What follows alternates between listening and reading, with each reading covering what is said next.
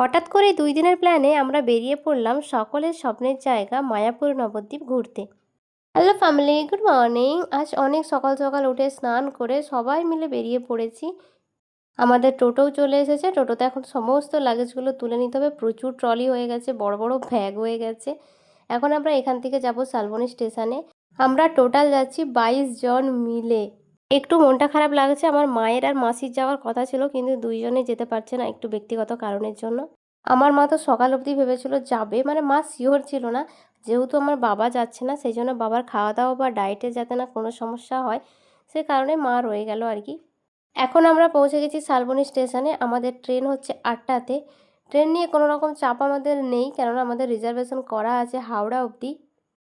হাওড়ার পর থেকে তো লোকাল ট্রেনে যেতে হবে, সেই জন্য রিজার্ভেশন হয়নি। আর আর এই যে সেই স্পেশাল ব্যক্তি যার চুল দেওয়ার জন্যই আমরা মেনলি মায়াপুর যাচ্ছি। কিছুক্ষণ বাদেই আমার মেজদি চলে এসেছে, জামাইবাবু, দিদি আর দিদির বাচ্চারা মিলে। আমার আরও দিদিরা যাবে, আস্তে আস্তে সবাইকে তোমাদেরকে ব্লগে দেখাবো। আমরা বললাম না ২২ জন মিলে যাচ্ছি। এখন আমরা ট্রেনে উঠে গেছি। আমরা যাচ্ছি ২২ জন মিলে, কিন্তু আমি সবাইকে ভিডিওতে দেখাচ্ছি না। সবাই তো ভিডিওতে কমফোর্টেবল না। যারা আমার সাথে ভিডিওতে আসে বা যাদেরকে নেওয়া যাবে তাদেরকেই আমি দেখাচ্ছি। এইদিকে আমি দিদিকে ডেকে নিয়েছি একটু আড্ডা মারার জন্য। সুন্দর একটা পরিবেশের হাত ধরে চললাম আমরা আমাদের গন্তব্যে। সকালে সেইভাবে খেয়ে আসা হয়নি, তাই এইদিকে নিয়ে নিয়েছিলাম ইডলি আর সাথে ছিল বড়া। কিছুক্ষণ বাদে নিয়ে নিয়েছিলাম ঝালমুড়ি। ট্রেনে উঠলে জানি না কেন যা উঠে আমার তাই খেতে ইচ্ছে করে। কিছুক্ষণ বাদে সোমনাথদা নিয়ে এলো একটা পান। এটা আমার জামাইবাবুরই এক বন্ধু, দিদিদের পাশের বাড়িতেই থাকে। ভীষণই মজার মানুষ উনি, ভীষণই সবাইকে বেশ হাসি খুশিয়ে নিয়ে যাচ্ছিলো। আমার এই রকম মানুষগুলোই ভালো লাগে, যারা ঠিক আমার মতো হয়। তারপর আমার জামাইবাবুকে ডেকে নিলাম আমি। জামাইবাবু আর আমি না থাকলে ঠিক পরিবেশটা জমে না। কয়েক ঘন্টা পর অবস্থা একদম খারাপ, সবার চার্জ শেষ। প্রচণ্ড পরিমাণে একটা গরম, চোখ মুখ একদম শুকিয়ে গেছে। ঠিক কিছুক্ষণ পরই ঝিরিঝিরি বৃষ্টি পড়তে শুরু হয়ে গেল আর আমাদের মনটা একদম ঠান্ডা হয়ে গেল।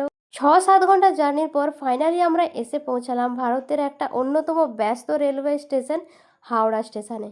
আশা করি সবাই চেনো হাওড়া স্টেশনে। কয়েক কোটি মানুষের যাতায়াত এখানে। নিমিষের মধ্যেই মানুষ হারিয়ে যেতে পারে। আমার তো ভীষণ ভয় লাগে এরকম ব্যস্ততম রেলওয়ে স্টেশনগুলোতে। আর এদিকে গুলুর অবস্থা দেখো, বেচারি শুয়েই পড়েছে, এত পরিমাণে টায়ার্ড হয়ে পড়েছে। এবার আমরা সেকেন্ড ট্রেনে উঠে পড়েছি। হাতে নিয়েছি একটা বিস্কিট, সবাই মিলে এটা খাচ্ছি।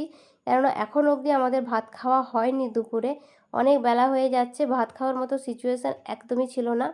তারপর কিনে নিলাম আমার ভীষণ পছন্দের পেয়ারা মাখা। নুন আর লঙ্কায় ছিল, কাসুন্দি দেওয়া এখন অবধি পাইনি, পেলে তো অবশ্যই খাবো। গুলু একটু ঘুম নিয়ে আবার একবারে চনমনে হয়ে পড়েছে। বাচ্চাটা যে ঠিক আছে এটাই অনেক। ট্রেনের ভিড় আস্তে আস্তে বাড়তে শুরু করেছে। ঠিক সেই সময় আমরা পেরোচ্ছিলাম ব্যান্ডেল জংশন। আশা করি আর তোমাদেরকে বলে বোঝাতে হবে না যে ট্রেনে কী পরিমাণে ভিড় আর ঝগড়া ঝামেলা চলতে পারে।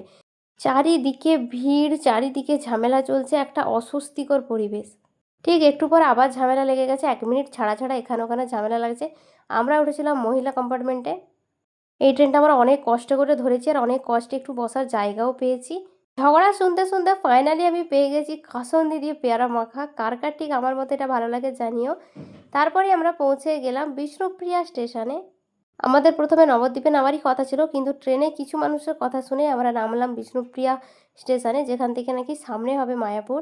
খাওয়া দাওয়া আমরা করে নিয়েছিলাম স্টেশনেই। তারপরে আমরা বেরিয়ে পড়েছি টোটো করে মায়াপুর যাওয়ার উদ্দেশ্যে।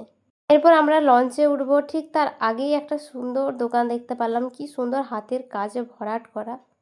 লঞ্চে তো সচরাচর ওঠা হয় না, সেই জন্য সবার মধ্যে একটা আলাদাই উত্তেজনা কাজ করছিল।